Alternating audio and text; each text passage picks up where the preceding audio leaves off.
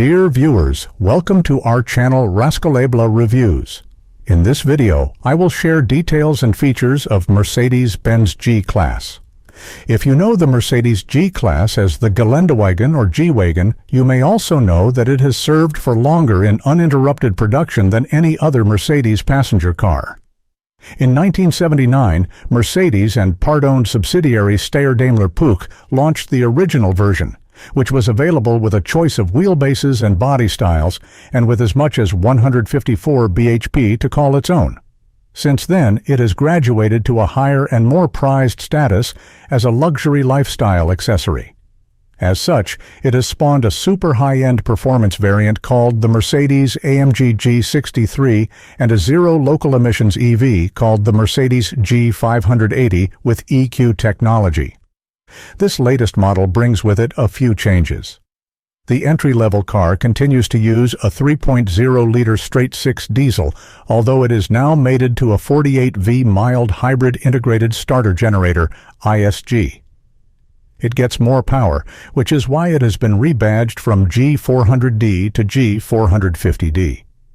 And the UK now gets the G500, another 3.0-liter straight-six, but this one is petrol. Its breadth of range makes it quite hard to pigeonhole. The Range Rover and Bentley Bentayga are in the same ballpark in terms of money. Yet, its off-roading ability also means it goes toe-to-toe with the Land Rover Defender and even the much cheaper Jeep Wrangler. The G-Wagon hasn't had the sort of developmental history that can be easily divided into midlife revisions and bigger generational renewals. Rest assured, this latest model very much looks and feels like a proper G-Class. For instance, it retains its decidedly old-school body-on-frame construction and ladder frame chassis, but it at least gets independent front suspension. Double wishbones support the car's body at the front and are directly mounted to the ladder frame, while a tower brace reinforces the frontal structure under the bonnet. The exterior styling is widely acclaimed as a shining example of how to perfectly update a look that depends so squarely on the design cachet of historical authenticity. The exposed door hinges, oversized door handles, bug-eye indicators, and exposed spare wheel all look like they belong entirely. For this latest update, there is a new front bumper and radiator grille, while the A-pillars have been subtly rounded off, and a new lip added to the leading edge of the windscreen. The latter two changes are designed to improve aerodynamic efficiency and reduce interior noise, and were inspired by developments for the electric version. Getting into the G-Class means climbing up for all but the very tallest of drivers, but thankfully the car's standard fit running boards cum steps perform a double function. Once you're in, you might expect to find limited headroom having risen to such altitude, but the truth is headroom is pretty good. Not much elbow room though, and still feels a bit cramped compared with the competition, especially a Range Rover.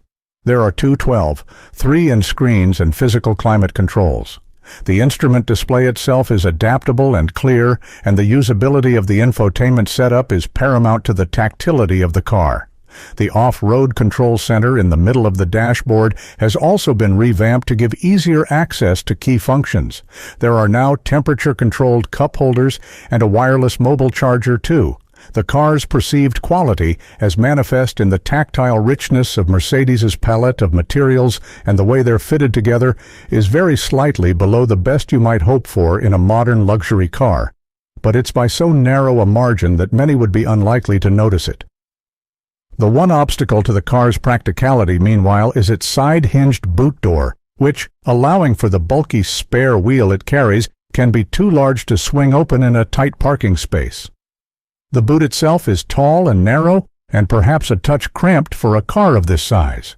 In another nod to practicality, the G-Class now features keyless entry for the first time. The UK now gets a G500 huzzah. Alas, it is not a V8. The only way to get your hands on an 8-cylinder G is to go down the AMG route. The regular G-Class is only available with 3.0-liter inline-six engines. The G500 is a 443 bhp petrol, while the G450D is a 352 bhp diesel. Makes sense, really. keep the V8 for the people who really don't care about MPG and the regular G for those that simply just don't really pay attention to it. The diesel is a peach. It, along with the G63 and G500, now gets a 48V mild hybrid ISG, which lifts power by 20 bhp to 362 bhp, which explains the rebadging from 400D to 450D.